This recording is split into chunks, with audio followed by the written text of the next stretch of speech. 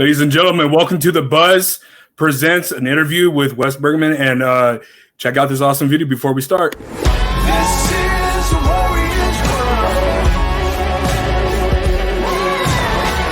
This is a warrior's world. This is a warrior's world. This is a warrior's world.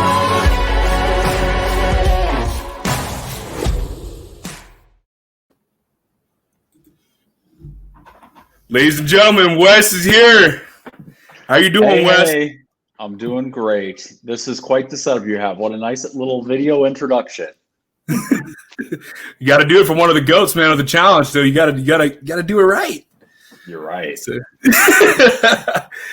Wes, man, thank you so much for joining tonight, man. It's really an honor. As you see your ticker below, 25 daily wins, 14-8 record in eliminations, 5 finals. I've never had a ticker before. You guys are killing it. Victories. And one over. You guys are about to get hired. Only for the best. Wow, Yep, this is already better than last season's reunion. That's awesome, man. So obviously, season 36 is around the corner, literally almost 24 hours away from tomorrow night premiering. How was the experience? How was the season for you? And how did it feel doing a season without bananas? Well, there's a lot to unpack there, but the show is always the greatest game ever invented, and they have done a very good job of not resting on their laurels ever. So every single season gets a little bit better, and I mean that as far as like the rules get more serious. The team gets more serious and more experienced. The production value is increased. The stunts are increased, both in size and artistic value, as well as in safety. And so there's just all of these. They're just slightly better every single season, which I'm very proud of them for. If they weren't, I probably wouldn't continue to go on. So they did their job. But then you add in the other fact that we had to do so, or they had to do so, we all had to do so while in the middle of this pandemic.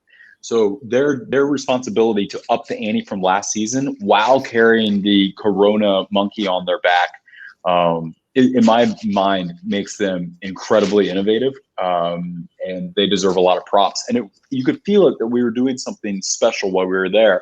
It always is a big deal to be there. I'm always incredibly appreciative, but it's like I appreciated every second even more, knowing what they went through to make it possible for us to even be there. Meanwhile, my life at home everything would have been a little slower and a little bit less cool because we're in quarantine and lockdown. And so when you're there and once you're safe and all that kind of stuff, it's kind of like, well, I can fully live and go hard here because I'm safe and it's cool. And at home, really, I'd be working from home and, kind of getting by a little bit. But this is the right place for me. And having that kind of mental validation was very freeing. That's awesome. But the second part of your question of not having bananas there was actually quite relaxing. That's awesome, man. That's awesome. Hey, so we're gonna get into some questions. I know a lot of people are going to want to put comments in for you because you're one of the most favorite people that people love watching, tuning in. So we're gonna kick it off right here, man. How was it growing up in Kansas, and what led you to auditioning for the Real World, which was obviously Real World Austin? Yeah. Well, I was in college at the time. So I was in Arizona going to Arizona State, and I was in Tempe, and I went to an open casting at a bar. So the question is a little misleading in the sense that what it was like growing up in Kansas was cool. It is incredibly good Midwestern people. The priority in life around here is sports. So I'm not like all that special by being an athlete because almost everyone did it because that was what you do, right? Like in California, you can go surf and skateboard and all this. And here you are a competitive football player or a soccer player or a runner or whatever, because that's kind of like what you do. And I grew up in a time like right pre-internet to pre-commercial internet. So what there was sports. So when I think of growing up in Kansas, I think of sports. And Bootstrap, hello. And then the second part of the question, how did I get on the show, or what was it? How did it led you to auditioning for the real world? Well, it had nothing. Kansas had nothing to do with me auditioning. I just thought it was a badass show, and I saw an open casting call, and I stayed up all night long and got really drunk, and I went with a girl, and we stood in a line, and we went, and I just did my thing. Nice, man. That's awesome. We got a comment in here saying ASU, baby. That's There a it is. pitchfork, by the way. It's not a shocker. That's a pitchfork for the Sun Devils. We also, I also saw on your Twitter handle that a recent looks like a study or something came out about athletes in Kansas, and they had you at what, number 8 or number 9? I saw something about that, and I retweeted. I think it said that I was the most famous athlete from Kansas. Oh, okay. Or something like that. Which it's satirical, I think, because they said it was Kansas City, not Kansas, which includes the Missouri side, which includes Patrick Mahomes. And I think he was like 4th or 5th, and I'm 1st. So that's why we know it's satirical. I mean, I appreciate being on the list, but and as cocky as I am, and I'm going to throw around a lot of cocky hyperbole tonight, but I'm not more athletic than Patrick Mahomes. Let's just call it spade a spade. I just liked your reply back of "Tell me I'm wrong." Listen, I am strongly considering some sort of an online debate series, and at the rate you guys are going, you're going to be the hosts. Because you guys have set this all up nicely, and this could very well be a little hosting studio.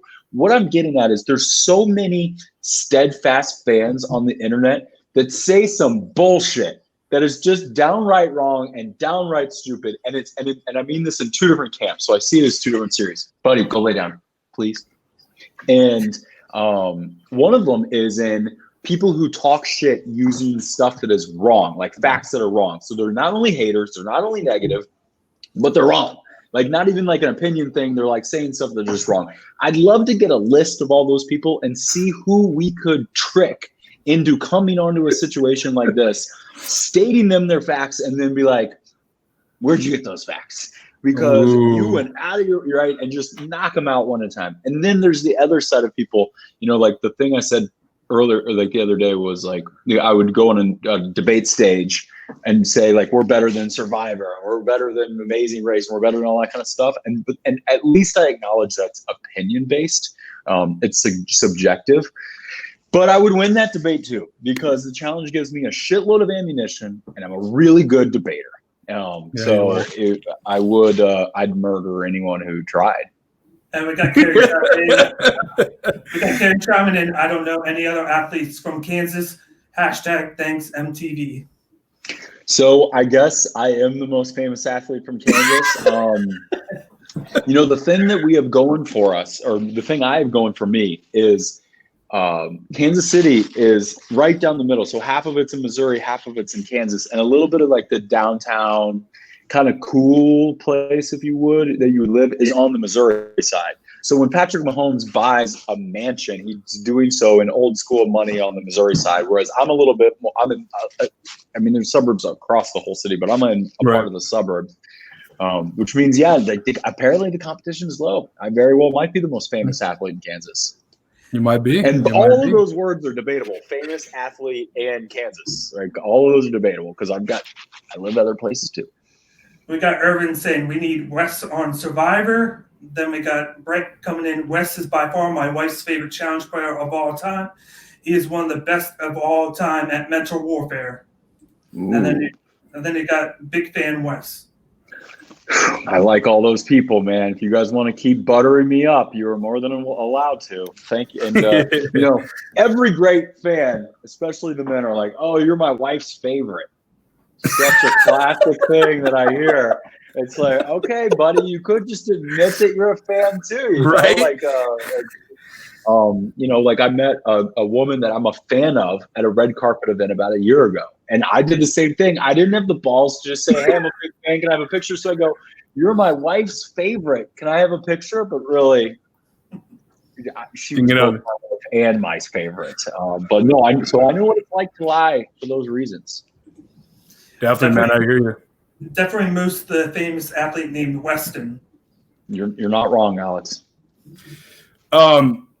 Wes, with that being said, when you first started going to doing the real world and then obviously Fresh Meat and then Duel and all that, how hard was it to transition from normal life to reality TV life at first when you first started in your reality TV career? Well, I think I transitioned quite easly.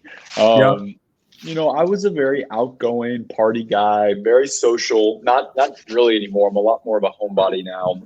But when I got on, it was like 19, 20. That's when the very first show aired when I was 20.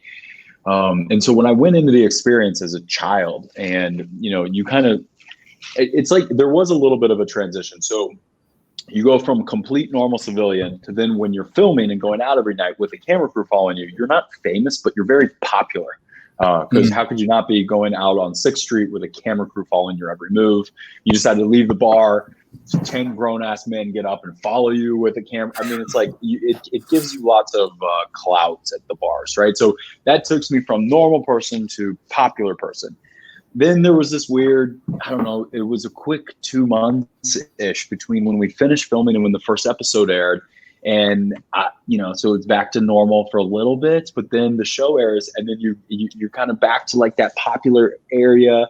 And then every episode gets you a little bit closer and closer and closer to a level of popularity that probably should be defined as fame. Now, obviously there's a spectrum of fame, right? That's why they call them the A-list and the B-list and the C-list. And I'm definitively a C or a D list or whatever, but it's definitely beyond popular, but pre-true famous. And this word celebrity is almost like too much. There's a weird middle ground. Reality TV star is probably the most fair, even though I'm not really a big fan of that moniker.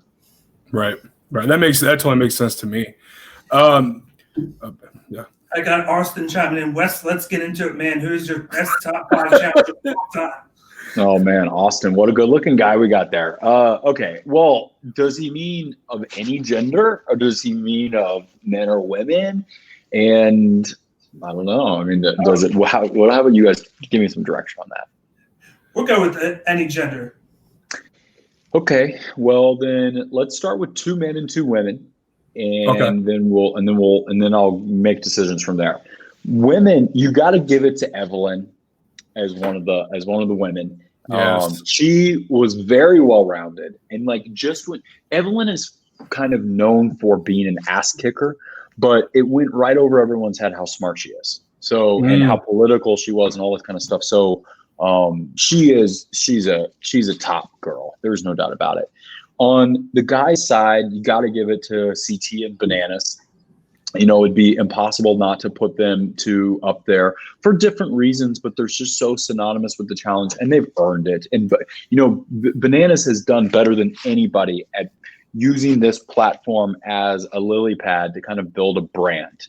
And CT is just this weird anomaly of a monster human being at random shit. Then the next girl, no, he really it's just. No, I agree with you. Almost everything. It might be like a bar game or whatever. It's like, you're like, okay, enough being randomly good at shit. It's everything. He's just, you eventually just start, you underestimating him because, like in baseball, they say that a batter's due. Well, the opposite of that is he's due to suck at something. So every time you go into something new, you're like, well, CT's going to suck at this because he's due. And he just never sucks. So where I'm at, that's 3. I'm going to need another girl. I hate to do this, but I think I might. God, it just hurts me. Now, I'm going to define challenger before I say this name. Because I'm going with a full 360-degree capacity person on the show. As in a showman, an athlete, and I'm using athlete very sparingly with the name I'm about to say. Because this person is not an athlete. But they're great at the show. They're great at interviews. They're great at the strategy. They're great at the politics. It's Cara Maria. She had a string. Yeah, and no, she is not an athlete. Definitively not an athlete. But let me tell you what I like about Cara. One, she made it to a buttload of finals all in a row without hardly getting even touched in her last little run. She also had enough mental awareness to know that she was debatably one of the worst athletes to ever enter the show. And she figured out how to fix it. And she took her time off to go fix that stuff. And she uses CrossFit as her modality. That's not necessarily the silver bullet, but that's what she chose to do. And she did it and she got into it. And that was, so I give her a lot of props for that, where she found her weakness and she improved it. Same thing with on the politics, on the social aspect of things. She was so bad at politics and socializing because she's kind of an awkward woman. She fixed it. And then she turned into a person who was eventually feared from an athletic standpoint because she had prepped, as well as a force to be reckoned with socially and politically. I mean, shoot, on her last show, she built Cara's Cult, and that has like such a negative spin and feel and vibe and reputation, but only because of the branding of the way the story edit was done. If Cara's Cult was Wes's mob, let's say, then the editing would have made it look like it was a beautifully done thing. But instead, they kind of made it this like negative thing. And really, it deserved way more props than it deserved. Okay, so with those four being said, it's impossible not to put me as the last one. Because for all the I agree. I just complimented all those other people on, I'm as good, if not better. So if I don't mind me saying, I deserve a spot. We got Austin. And yes, Austin, Josh does not get that top fucking spot. But let's talk about Josh. Let's give Josh some fucking compliments, okay? Because I think he deserves it. Josh gets an unnecessarily bad reputation. I'm sure when Josh got off of Big Brother and he knew that he was challenge bound, he started prepping, and he had a long way to go, but he hasn't stopped prepping. He uses the off season to take what would be traditionally not built for the type of stuff that we do, and he concentrates on his weaknesses, and he's getting slowly but surely better. And even though he got a weird edit last time, it was a true edit, it was a documentation of what actually happened, there was other parts of the story that weren't really shown, which is that he had a lot more power politically than people gave him credit for. So mark my words, Josh is moving up the ranks of he's moving up the ranks. Where exactly he fits, I'm not sure. Not a top fiver yet. He's still obsessed. And yeah, he's still obsessed. But we got to stop making fun of him for being obsessed with me, because that's not his fault. It's my fault. And like, you know, what are we gonna do? Like, make fun of everyone that's fallen in love with me? Like that'd be a very long list. It'd be very annoying. And so I'm not gonna judge Josh for being on the list. That's fair. And with that being said, could you possibly see if Darrell and Derek had more chances of coming on the show? Could you easily seen them get into that position where Bananas and CT is? No, because notice how I had to stop and define challenger. I'm using challenger as a 360 degree. You're getting tested in every area of the rubric and who gets the most points. And Darrell is debatably the best finalist ever on the show. Jordan, there's a good chance Jordan is as good, if not better, of a finalist than Darrell. But for that reason, they're going to win sometimes. You let them get to the end, they're going to beat you. And that's great. But then when you start looking at like the hilarity of interviews or lack thereof, when you start looking at the politics and the scheming and the cunning aspect and the building up of alliances and using them like chess pieces in a big master game, they don't score as many points. And so I look at the word challenger as one big rubric. Not every category is the same amount of points that you can score, but there's still a lot of points in a lot of different categories. And that's why, that's why those guys aren't on that list. Now, they're great competitors. They've got a lot of heart. And I've grown to love them. I have a jocular rivalry with both of them, but it's laid on the foundation of respect. Like, I respect both of them, but yeah, there's a little bit of a rivalry there. But so I like to give them little jabs here or there, just because I think it's fun. But they're great men. They've grown into great adults and great fathers, and I'm proud that they're in my family, even if we give each other shit. That's awesome, man. That's really good. I like that explanation a lot. looking into it, man, did you expect yourself to ever become such a pivotal player in the challenge? Definitely not. Back when I started though, like you didn't think or ever, you would never have said, oh yeah, there's going to be 36 seasons and people are going to be invited on. I think I just did my 14th one or something. Never, that really wasn't a thing. It hadn't evolved into more and more of a sport yet. So it didn't even matter if you had been on a bunch or even if you had won, because it just didn't matter. And so, the show it wasn't like that. So if it was, I'm glad it wasn't, because it allowed me to get in early. And it's like I got in accidentally at the right time that the stock rose, and I just rode the wave of the stock. And yeah, I did well in my, and I still continue. Bootstrap, please go lay down. I know, but it's not your interview. Your interview's after this with a doggy podcast. Yeah, there's a system. He hates to not be in the action, so sorry. It's all good. I think I lost my train of thought.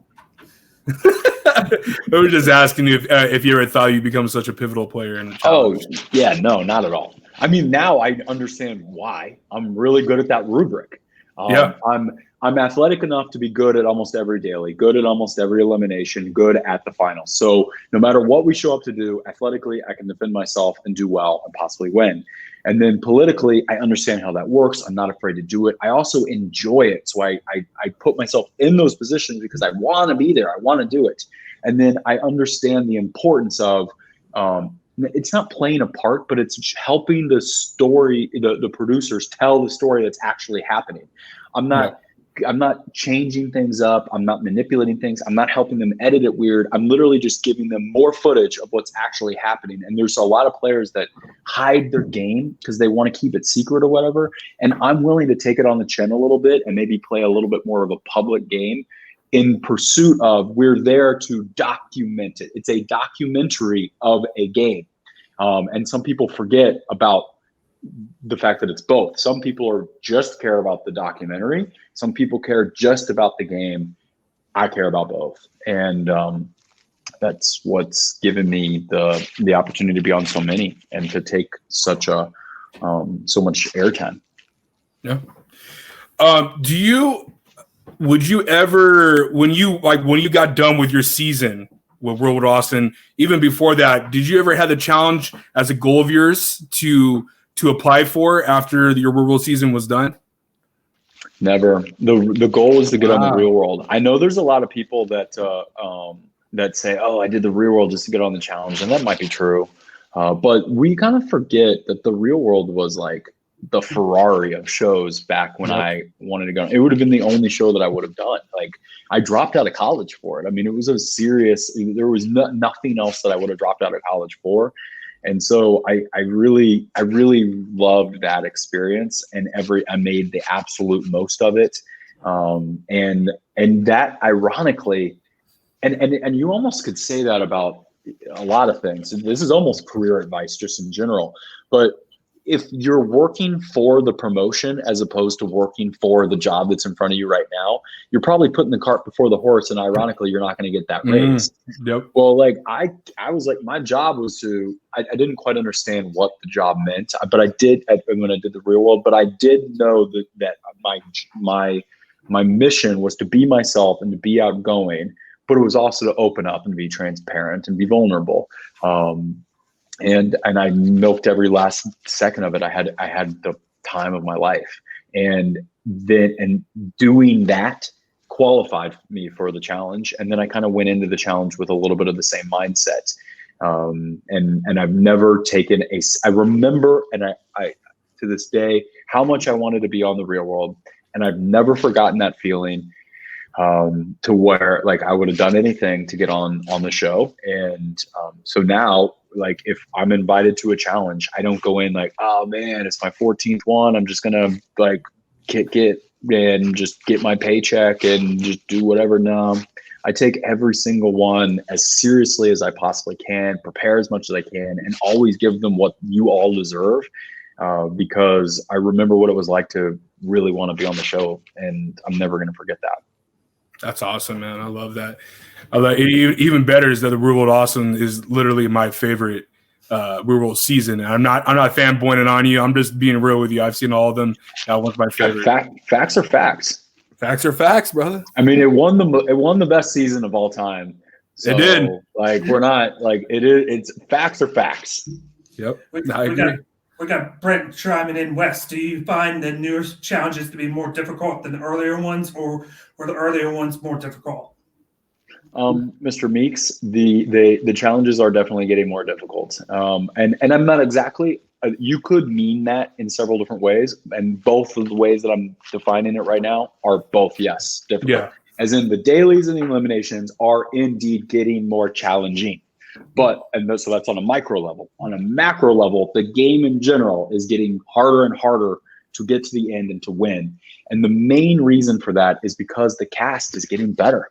There always used to be a lot of people that were there just for the vacation and just didn't really care or were just super beatable. And now I look around and like, I was bred for this show and I'm like one of the worst athletes there now. No, I take it back. I was just trying to prove a point. I'm still the best. But now you look around and it's like, whoa, there's like Olympians on this cast now. Like, what the hell? Which is great. I love it. It makes my job harder, but it also makes it so much more fulfilling. Like, I'm not leaving my adult life for a couple of months to go play a silly game that I just can't grow up from. I'm leaving my job and my life and my wife and my family to go play one of the coolest games in the world that just continually gets cooler and cooler. And so even though it makes it harder, I'm okay with that trade-off. I was going to ask, how has it evolved for you where instead of just having people from Road Rules and Real World, now they have people from Survivor, they have a wrestler on there, Olympian, Big Brother. How is that? I love it. I think it's great for our game. And I love everything about it. Now it makes it harder because they've got a bigger pool of people to choose from. And you never really could take your spot for granted.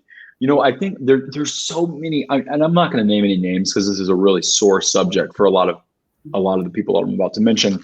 But I hear regularly a lot of OG-esque people that want to come back.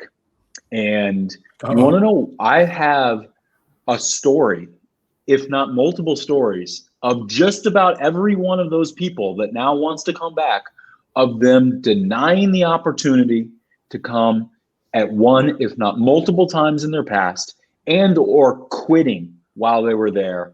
And so they took their opportunities for granted.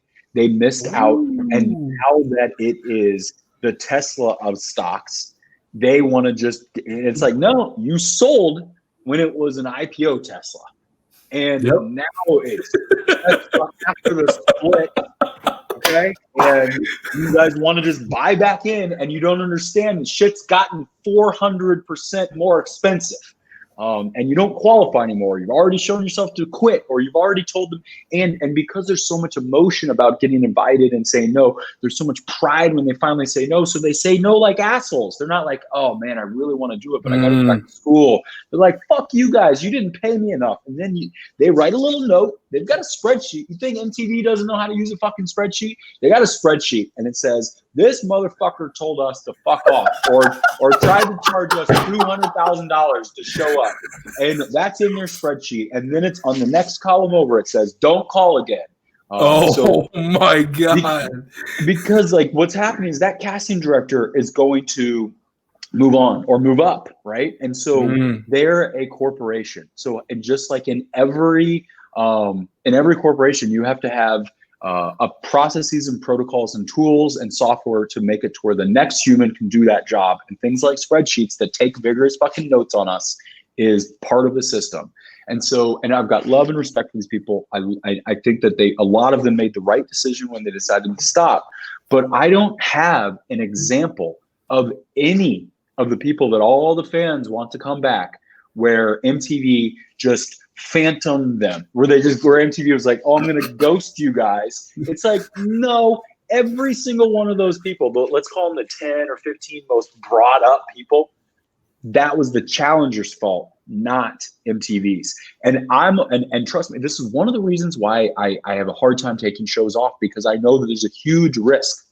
The risk is I become irrelevant on the storyline. I lose touch with the fans. I lose my brand, whatever. And so it's a huge risk for me to take one off. But even when I do, you want to know what I say? I say, gosh darn it, Mr. or Mrs. Casting Director, I am incredibly sorry, but I've got to go back to college. Please keep me on the list. I fucking love you guys, because I actually do. I've got a knot in my stomach. Let me know if you need me to host anything or help you in any capacity. Please call me next time. I'm going to be ready to come back. And that's how I treat them, with fucking respect. Now, so everyone's favorites that are now on the sidelines, 100% of them, it's their fault. Wow. I got Austin chiming in. Wes, do you think Kenny would be better than Bananas if he never stopped? Yes. Ooh. Yeah. Well, Kenny. Okay. Let's give a couple of compliments and a couple of insults on both sides. Kenny became an incredibly good endurance athlete, and he already kind of had it in him to be a good finalist. But then he just got way better. I mean, in the subsequent years, I mean, I just kind of follow him from a distance, and I hear stories from Bananas. I mean, he's an Ironman man now, right? So if you don't do the challenges anymore, sometimes some of us get into things like triathlons and marathons and stuff, and that's the route that he goes. It's one of the things that you can somewhat scratch the challenge itch without needing anyone's permission or a television show. There's a high likelihood that I will experiment with that at some point in my life because of that. Like, I know what that would like. I can see myself getting into triathlons or something. So he's a good endurance person, but he's a horrible athlete, like horrible. There's a huge difference between endurance athlete and athlete. That man can not even walk without falling over. He has no coordination, no hand-eye skills. He is a bona fide idiot. So every puzzle he'd get a last place on, whereas Bananas is way smarter. So they both have different strengths and they both have different weaknesses. And Kenny was funny. He was funny, as inappropriate as he is, inappropriate, saying it lightly in a handful of ways. He was fucking hilarious, and you can't take that away from him. But they're both really good. Yeah, man, that's awesome, dude. You know what? It was crazy. We're going through these questions, and I had to ask you this. Who said this? I have a BMW, a monster truck, and 30 companies. Suck my dick. Is that the greatest line ever in challenge history? I think possibly reality television history. It's up there. It's up there. It's up there. It's got to be. Yeah. Pretty amazing, huh? I don't know where I come up with this shit. I don't either. That has been the subject of a hotly debated stuff, because people are like, 30 companies. Oh my God, what a liar. Oh, how is that possible? What are you selling? 30 different things on Etsy? I hear it all. Let me explain it very, very quickly. I think people have finally started to figure out what I actually do, and now they understand, holy shit, like, this is actually kind of serious. I own one company. It invests in various capacities in lots of startup companies, cohort style. 10 companies at a time, roughly every quarter. We're now in 2 different cities. So I invest in somewhere in the neighborhood of 60 to 80 different businesses across 3 different states on an annual basis, which meant at the time that I said that line, we was only 3 cohorts deep, which meant that's how I know about exactly how old my business was, because I know I can count. So 30 divided by 10 meant we were about a year and a half old. Because at that time we were doing them every 6 months. Then our demand got so big that we turned them every quarter, and then we doubled by going into 2 different cities. So at that time, yes, I did own part of 30 different businesses, and now it's somewhere in the neighborhood of like 350. Congratulations, man! Congratulations. Yeah, we posted over $100 million in sales in 2020.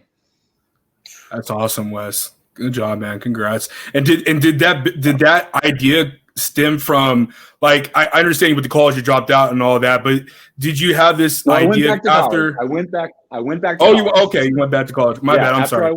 After I won the duel, I went back to college as essentially Okay. a promise to my family, and I'm glad I did. But yeah, while I was in college, well, okay, so my entire life I've been obsessed with entrepreneurship. I remember when I was in elementary school for Christmas, I was asking for business planning books. It was ridiculous. I was pirating software from download.com about like basically CRMs of the 90s. Like it's like my nerd levels are off the fucking charts. The stories that my parents have about what I used to do in elementary and middle school are just ridiculous. And so it's just been my passion forever. Like I don't know why, but it's just I've been driven to entrepreneurship. But I always thought I was insane because almost all my friends were into, I don't know, sports, girls, TV, video games, that kind of stuff. Right, and so I thought I was crazy because no one else really, and my parents were very good about it. They didn't understand, but they knew it was like my passion was like my version of the guitar. Who knew how constructive of a hobby it was? And it's way more than a fucking hobby.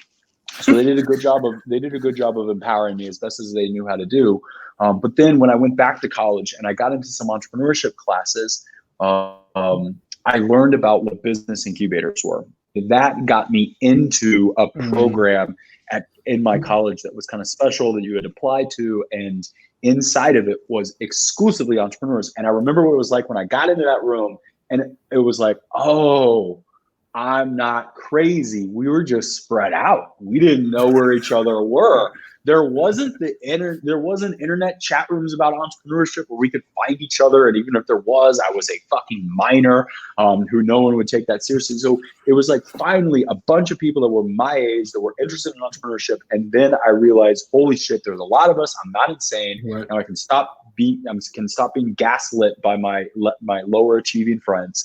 And then I realized that right there was the defining moment where I learned what a business incubator was and learned the power of just being around other entrepreneurs and how we scratch each other's backs and help each other out. And it's like we share stories and we save a lot of money and time and we accelerate all of our progress by being around each other. And I was like, well, I think I can package that.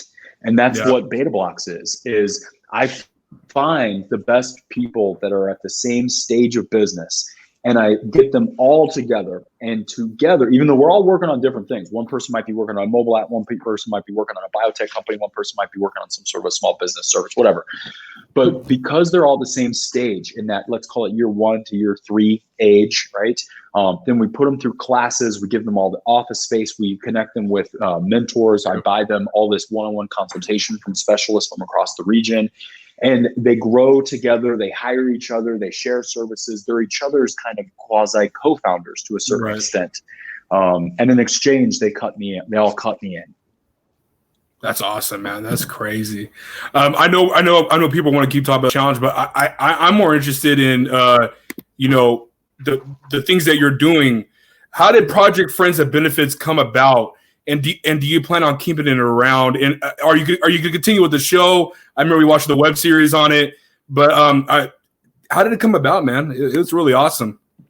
Yeah. Okay. So I had been. It's a kind of a long story about how the idea happened, but the idea in various capacities happened a year before quarantine. Where Devin is one of my favorite people to have phone conversations with. And weirdly enough, here's another weird one. Paulie. I love talking with Paulie on the phone. I don't know why. I'm the first to admit, I'm just going to put it out there. I fucking love talking with both of those two guys on the phone. They're great phone conversationalists. And for whatever, and so you got to have business people, and entrepreneurs especially, need to have people where you can safely give off bad ideas, because all of our shit is bad ideas until it gets thrown out into the world and you get another person to kind of ask questions so you can kind of sniff out what parts of your shit is stupid and what's not. And Devin, if I remember correctly, I'm starting to lose touch on the details, had the best kernel of the idea. Like I took it and ran with it with his permission. That's why he did it with me. But his idea was basically the porn version of what Friends and Benefits was, which was get a bunch of OnlyFans sluts together, put them in a house, record the whole thing. They get to share all these fans, and it's obviously great content. Oh, and obviously, and you want to know what my reaction was? Exactly what you guys just did. Yeah. Okay, exactly what you guys just did. It was okay, Devin. You're hilarious. That's obviously a good idea. Everyone would want to watch that show. That is, that should be a show that is picked up. But I got to tell you, man, I'm not going to produce that show. I'm not going to touch that show with a 10-foot pole. I'm a married man. I'm not on OnlyFans. I've got a job. I've got investors. I've got board members. I've got fucking clients. I've got press. I want to go on another challenge. I'm not just going to like get into producing porn in my mid-30s. So we had a lot of fun with the idea. Fast forward to about a month before lockdown. Dee was in Los Angeles, and she was partying a lot, and she was with like the most irresponsible woman in all of fucking reality television, which was Georgia Harrison. And so she was stuck in Los Angeles with Georgia Harrison, and then the lockdown rumors started happening, and she was already going to come out and visit me for 2 days. 2 days. I had tickets to go. We were going to sit on the grass for a MLS soccer game, have like the full Kansas City experience. I was going to dedicate 48 hours to giving her the Kansas City experience. And I call her up about a week before she was about to come. And I said, the soccer game just got canceled. All of our bars are closing. We can't do anything. Don't come. Go back to Australia. And she interpreted that as come a week early and not leave. So she did the complete opposite. And, I didn't really want to fight it because I wanted her to be safe. And she was not safe. And she was buying mace and weapons because she can't not put herself in dangerous situations. So what she does is she continues to put herself in dangerous situations, but just bring weapons. So I'm like, okay, this is a really ridiculous situation. So, okay, fine, come out. But you can't stay with me because this is going to get a little ridiculous. So get an Airbnb. And by the way, about 2 months before that, I had moved Nehemiah to Kansas City to help me with a business venture where I needed a guy to lead a team that required skill sets that he's a stud at. And subsequently, we have proved that was a correct hypothesis, and he's still here. But I needed him so fast that I put him in a hotel, a flea bag motel. And so I was like, oh, well, maybe I can kill two birds with one stone. Dee has got all this fucking challenge money that she just won. She can get a nicer Airbnb, and him and Nehemiah and Dee can become roommates. And so they did that. And so they lived in a city called Prairie Village down the street from me, and started going through quarantine. And then they started fucking. So then they started fighting. Yeah. Oh yeah. What? Then they started fighting. And then I'm thinking to myself, Jesus Christ, why do I not have a camera in this house? Because this is just too good. And then I started thinking, because of quarantine, my business is basically paused. So I didn't know what to do. Right. We were everyone in the world is trying to figure out what's going on. Meanwhile, I still had that bad porn idea from Devin. And so I called up Devin and I go, Devin, I've already got 3 cast members that are here in town already just doing what they do. I've also got a filmmaker who's sidelined for all the same reasons. Devin, why don't you come down? We bring a couple other people. We just film it for a couple of months and we put it on Patreon. And he was like, okay.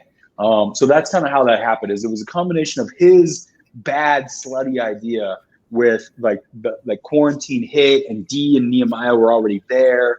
Another important thing, I had to buy a production company to film a pilot for a business reality show for CNBC about 2 or 3 months prior. So I had this production company. I had experience creating a show in a house, kind of documentary style. I had 3 cast members that were already there. I had 45 cast members that were all now jobless. So it's like all of the stars aligned. So that's how that happened. That was probably the long version. I appreciate every bit of that information. That was insane. Brad Meeks here. Will Dee ever be allowed back on the challenge? Probably not. Yeah. That It was sucks. that is a frustrating, shitty situation all around. I see every side. Dee made a really, really, really, really big fucking mistake. And then after the mistake, she did a really, really, really shitty job fixing it. And that second part is where I'm mad at her. And yes, I'm mad at her for making a mistake that was just fucking stupid. It was still classified as a mistake, not like bona fide ridiculousness. It's then that she refused to like own the fact that she had made a mistake, fix it. That's when my livelihood started to get put in risk, at which point that's when I had to kind of ask her to leave the situation. But shitty all across the board. That was a very traumatic situation that we're all still in various capacities kind of suffering from. Yeah, definitely. And you want to talk about someone that I haven't seen in a long time from the challenges, her evolution from War of the Worlds to the next season, where she became pretty much a Wes, female version of Wes, because you taught her everything, and she was becoming really powerful. Wes, like she was really owning it, and she was winning eliminations. So I mean, I know it must hurt you a lot because you trained a lot with her as being partners with her in the first War of the Worlds. But I can see her. Even though there's a lot of stones to throw at her for sure, and she deserves a lot of them, there is also stuff to be learned. What she did, I'm just talking about the challenge, just from a job description standpoint. Why is it that the new girls don't understand that their job is to get in good enough shape to kick each other's ass, to then do it, and to then brag about it, and to own that character, and to just be vulnerable and transparent and communicative and fun about it and unapologetic and when it comes to the character and the TV show, right? And she did all that. And there's a lot of men and women that go on the show and they don't do any of those things, and they wonder why they don't get calls back. That makes sense. I know we only have a few more minutes with you, my man. There's a lot of questions on the board, but a personal question for me that I wanted to ask is, by far, hands down, I think Rivals 2 is the greatest season of all time. In your opinion, what is the greatest season that you have ever seen? If you want to make it a two-parter, you could say, and what's the greatest season that you've ever been on? I think that Vendettas is a very special season. Like, if I'm going to try and choose one that I wasn't on and give props to, I think that that's my favorite. That was if I remember correctly, that's when they brought in the British people, which was obviously a really smart move, both because it works. Just in America, it works to have a handful of Brits there, but it also meant that they could, sorry if I get nerdy, but they could syndicate it to Europe, which meant that by adding just a few Brits, which already would have been smart anyway, but now it made it to where they can click one fucking button and they just, and now all of a sudden one button, and now MTV can put it on televisions all over the place. So from a business standpoint, that was good. It was also the first time that they did a tribunal, which I think was extra fun scenes that they hadn't had before. It added a fun element of giving the right amount of people power. There was a lot of previous games. It was like you either get first place or then there's 19 people that got essentially last place. And it didn't ever really make sense. It was too much power in the hands of one person. But putting power in the hands of 3 teams or 3 humans and then documenting what they do with that power kind of together, it's brilliant and great and a lot of fun. And I remember watching that thinking, oh, that tribunal was literally made for me. And sure shit, I get onto the war trilogy. I won more dailies than anyone combined. So it was, I just dominated. And then I totally made those tribunal-esque scenes mine, and I fucking loved them. Yes. And then the best show that I've been on probably was War of the Worlds 1. It's hard not to say The Duel because I was the first single winner and I won and all that kind of stuff, and that's great. But, War of the Worlds was one big definitive step in the direction of an international sport. And there was just some great fucking dudes on that season. It was very just different than usual. It was. I mean, they took another tangible step in the wrong direction of how hard the finals were. You know what I'm saying? And it was. I just can't. That's probably my favorite one that I've been on. Hard not to say The Duel, but I think if I'm trying to be fair, War of the Worlds won. What was your favorite elimination that you were a part of? There was I mean, it's hard not to enjoy and think back fondly on the pole wrestle with Derek. I mean, probably because that gets brought up the most. It has yeah, thank you. It gets brought up the most. But I think that probably one of the coolest ones. There was one that I did against this guy on the ruins where it was like reverse puppeting.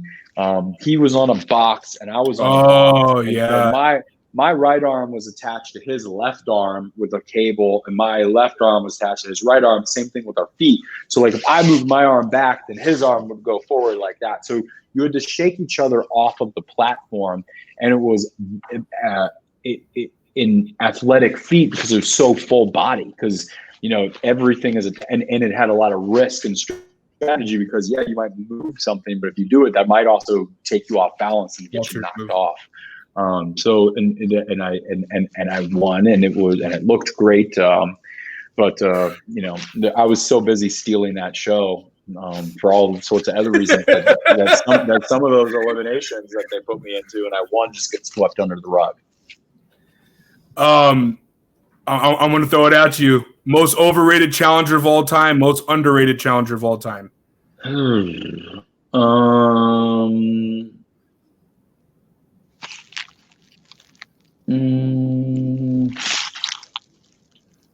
don't know. That's a tough one. I mean, nothing's coming to mind for either. I mean, underrated. I mean, Nehemiah kind of got screwed, and I'm biased. I agree. I'm biased, but he won some really important eliminations. He is a challenge champion. He was a little bit ahead of his time with like the spiritual leader. But mindful person that he is, but still has he's just phenomenal. And in his last season, they paired him up with Evan, and Evan had to quit because Evan had an obligation for his school that he had to be in Israel on, I don't know, some date of the month. And so he was going to stay as long as he could, but at some point he had to throw it, and that's what he did. And Nehemiah got taken down with him. No way. So the end of Nehemiah's kind of tenure got taken from him because he got paired with Evan, who had another obligation somewhere else, and we never saw either of them again. How did you feel about Landon as a challenge guy? Because I know when he was around, he did a good job on some of the seasons. That would be a good nod for overrated. Now, again, we've got to. I love the reaction. I mean, because I love getting that reaction. But we got to define things, right? That all contracts start with definitions and then explain how they use those definitions. We're saying challenger, are we not? And we've already defined challenger. He is top 2 or 3 best athletes that has ever been on the show. Okay, from a well-rounded standpoint, that man could do it all. He was also funny, but he was just a positive guy there just for a good time and to play the games hard. And that's cool. That worked. But that's not enough. You've got to politic, you've got to scheme, you've got to tell the story, you've got to be willing to be anyone that is necessary to, Tori is most overrated. That's a good one. We'll get to her next. Thank you guys for the idea. Ashley is about rated correctly. Sorry, I'm looking at the comments. I don't know if you're good. You're good. We love it. Yeah. So because of that, like Landon is a special person, a very, very good human. I would trust Landon to babysit the children that I don't yet have. Right. I wish him the best, but could he survive in the modern challenge world where you have to be a chameleon? I don't know. Maybe. But I know that he was very, very uncomfortable with those types of things. And I don't mean being a bad person. I've never been a bad person, but I'm willing to play the game fucking hard. And, and so there's that. Tori's really fucking overrated for sure. It's all, I mean, everyone's in the same. I love this. Everyone's in the same mindset, right? Like no one disagrees with that one. I mean, No. she's never won. She's had a handful of opportunities. She's been partnered with good people. She's done what she's had to do, but she's never won. She's had multiple opportunities. She's been in multiple finals. And she just keeps getting stopped by honestly less superior people. Like what? The girl on the other team, and the second time that she had an opportunity was D. Okay, and then in the first one, she lost to Cara, and then endurance thing, or Camilla? She lost to Camilla. And then told Amanda she lost to Jenna when Jenna was like halfway out of it. She wanted to go back home to Zach. So I'm not buying. And then Jenny, when she beats her in the hall brawl, Jenny was trying to quit, right? So she's gonna get all this credit for that. And I don't know. Yeah, that's probably a good one for overrated. Now let's define overrated though. Overrated doesn't mean that she sucks. Overrated doesn't mean that she doesn't deserve a spot on the show. She deserves her spot, but she's got some hype that she has not yet to earn. Yes, that's perfect. Perfect explanation. The realness is so delish with Wes right now. We got about I know we got about like 4 or 5 minutes. A couple more questions, Wes. What are the fans? Actually, no. Let's end it like this. What are the fans willing and are ready to watch this season? Can you give us like a little preview? Like, is it gonna be like? Do you think the season, the format of how it was is the most intense? Is this like the most stacked cast? And do we expect another outing of the West that we know, who we saw on a trailer last night is the most, you declare yourself the most cunning player of all time? Are we going to expect even more? If I don't think cunningness is a word, but in that form. Okay. The season is getting hyped up pretty well, but unlike the Tory conversation, it is not overhyped. The games were on another level. The game itself, like the format, the rules, whatever you want to call it, stole from itself in some of the fan favorites' best rules from the past, while then still giving it a very fair new element. Not so new that it's like, well, this is totally different, but enough new to where it's an evolution. It's different. Nice. So the sets, the games, the stunts, I mean, it was just out of this world. And it looks truly out of this world because like where we were at almost looks like an alien land. And we've already seen some clips from it. It's just, it looked like that. Like that's not fake. That's what Iceland looks like. So there is a history is going to be made in this. There's going to be things that happen this season that are going to be talked about for many years. Certain relationships will be solidified in good ways, and certain relationships will have been blown up in bad ways. All of which, when some random friendship several seasons down the road is all together, we're going to be like, where did that come from? And it will stem back to this game.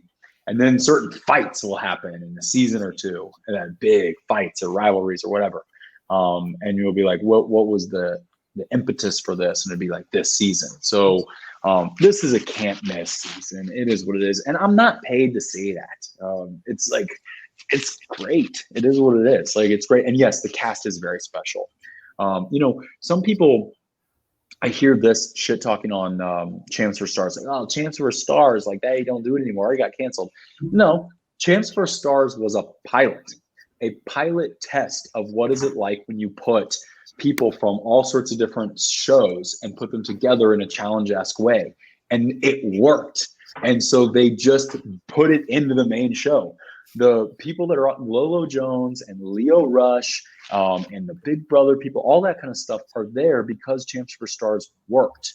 And so it was a test. And like any good asset, like if you're a corporation, you've got this big idea, you don't test it on the main product.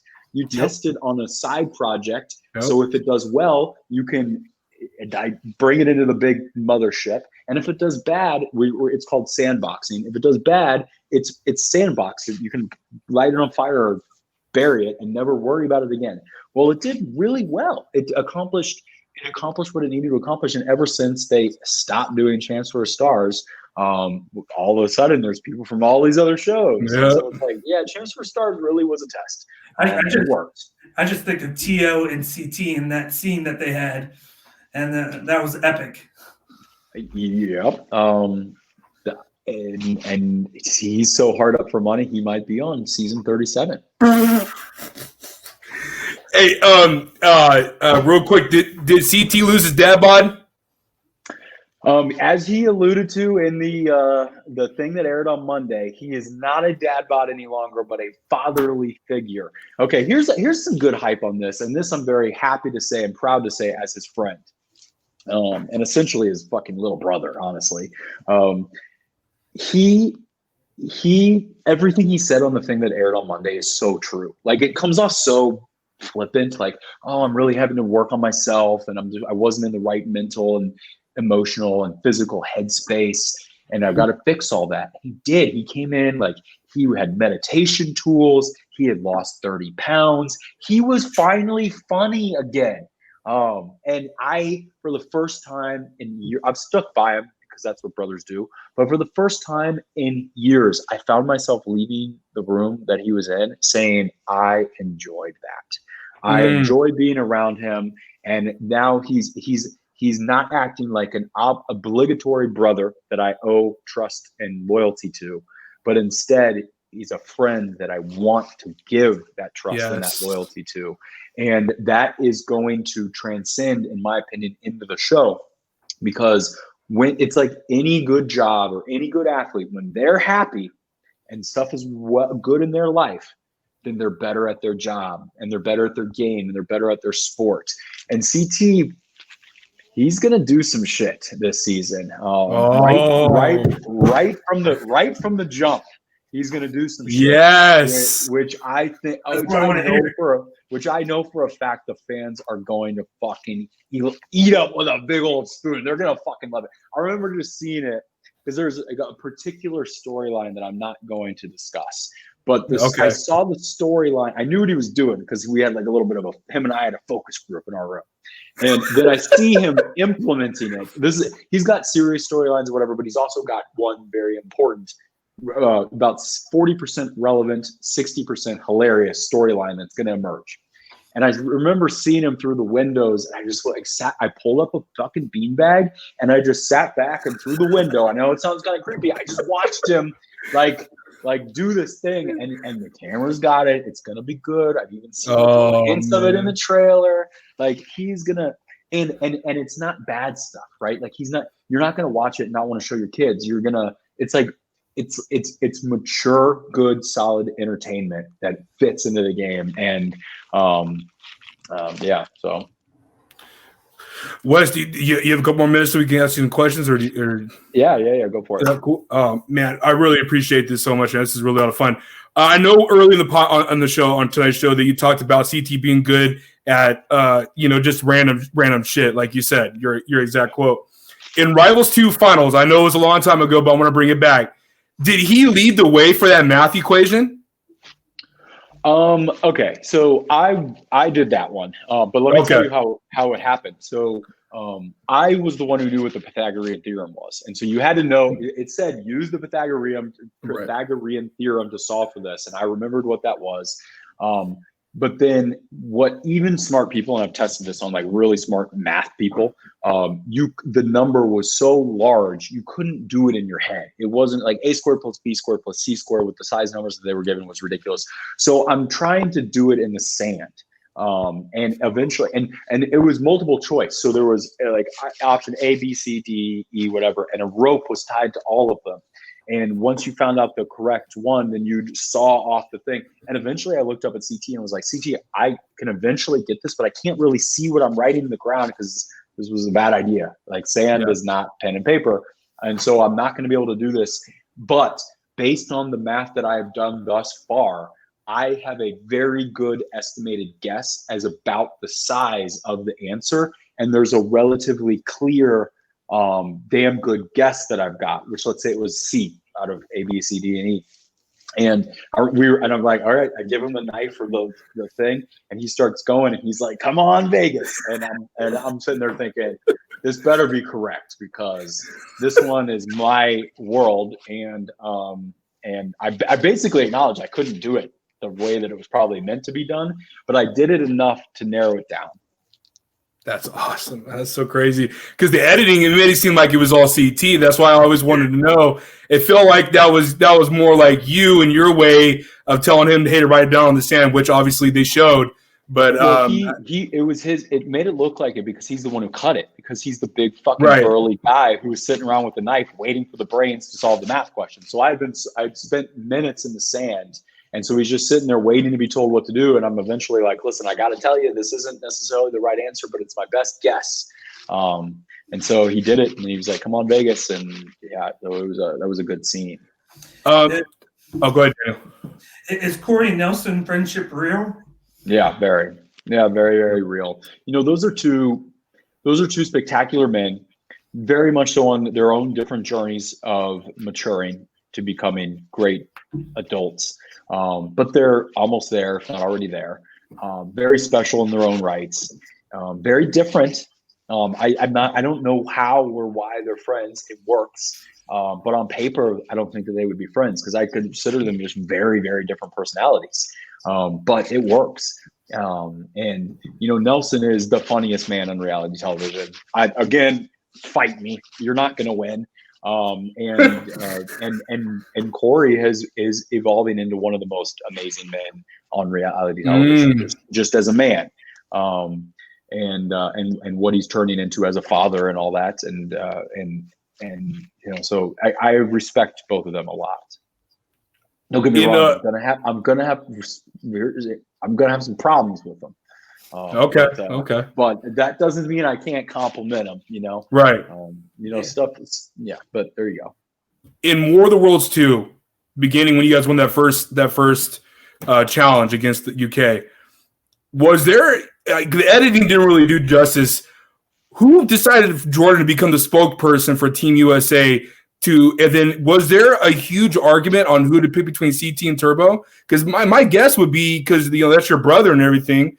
I know you were fighting for CT to come join the American side, but they really didn't talk about it that much. There was enough there are defining moments where you can feel that the decision that's going to come out of your mouth is going to have ramifications for a whole season. And it did. And sometimes it's best to, even if it's worse for your team, to not be the one to say it. Or even if you're correct, sometimes it's best to not say it. And so Jordan was essentially volunteering and was confident about it. And he wasn't all that wrong. Like, I just watched Turbo do a lot of impressive things on the previous season. That is a fucking spectacular player in almost every area that matters. And so I didn't think the decision to pick Turbo was wrong. And not to mention, you kind of want spies on the other team, don't you? So that's true. That's what it felt like I had.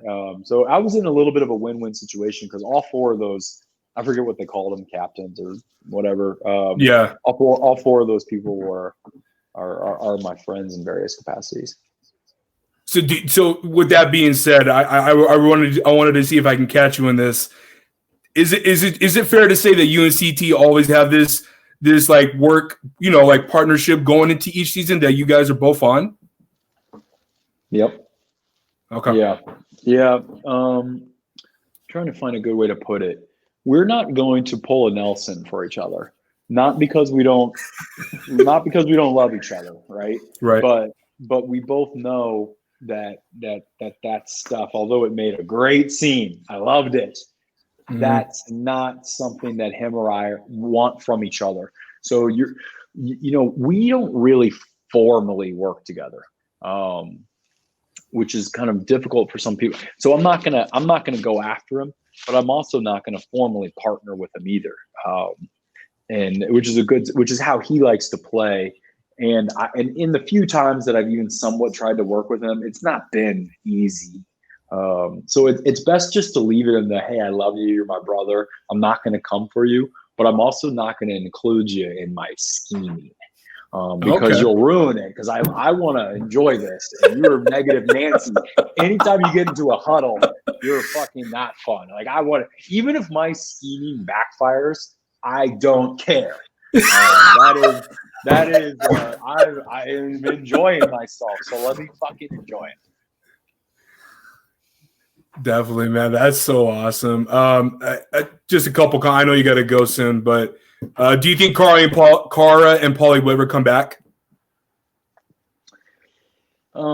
Probably. MTV's a little mad at them for different reasons. There was no silver bullet problem, but I think more like 5 or so small things that MTV rightfully was mad at both of them about. But because there was no like neck throbbing fucking arterial cut, there's always a chance that they could come back. They both want to come back. I think Paulie probably more than Cara, but they both want to come back. They both would come back. I think that they both, in their own ways, have learned their lessons. But again, there wasn't big mistakes. It was just a bunch of small mistakes. So maybe time heals those wounds. But they both have been forced to move on in their own rights and are doing very well.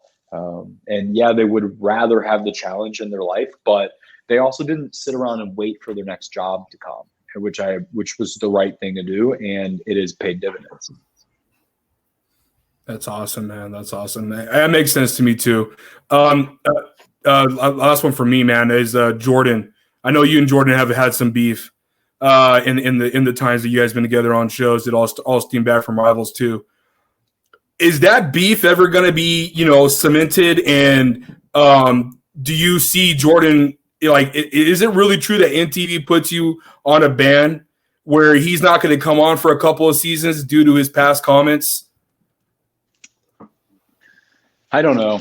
They don't tell us. Okay. There's not like a private contract for how they deal with this sort of stuff.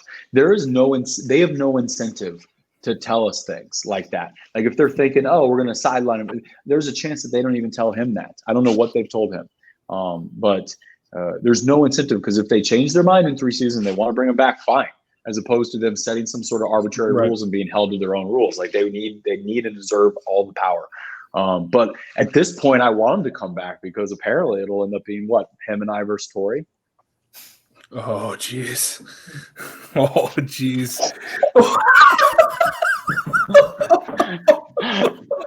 Just joking. I'm sure that they're going to be. I'm sure that they're best friends and soulmates for life. And their relationship was very real. I have a lot of respect for both of them. I have a feeling that Jordan has moved on, and I have a feeling that Tori is going to continue to do this game, and she's going to be very good at it. And so we know Tori moved on, according to the pictures that we saw yesterday.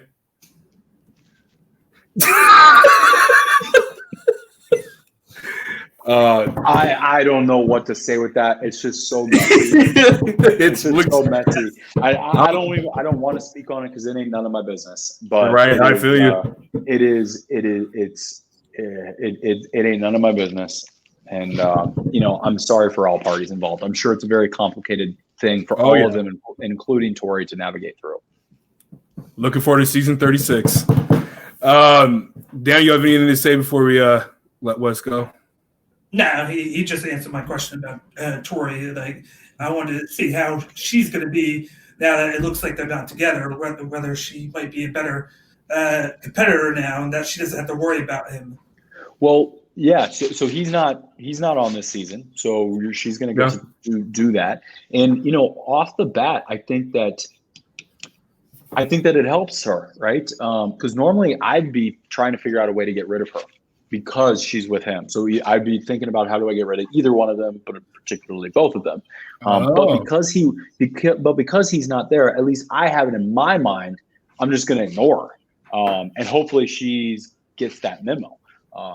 And so if I believe that, then, maybe other people do. Because the main reason to get rid of him is because he's a great finalist, which means he's going to have a lot of power throughout the game. And then there's a chance if he's still around, there's a damn good chance that he's going to beat me at the end. And she kind of gets drugged in with that. But because he's not there, all of a sudden I have to kind of reassess the situation. Wes, man, I honestly can't thank you enough for doing this for us and coming on the show for Daniel and I know you and Daniel were talking, and honestly, for myself, man, I've been a huge fan of yours since Austin's season all the way to now. I literally got so happy when I found out you and CT were paired in Rivals 2. It literally made me and my brother really happy. But man, I honestly appreciate it.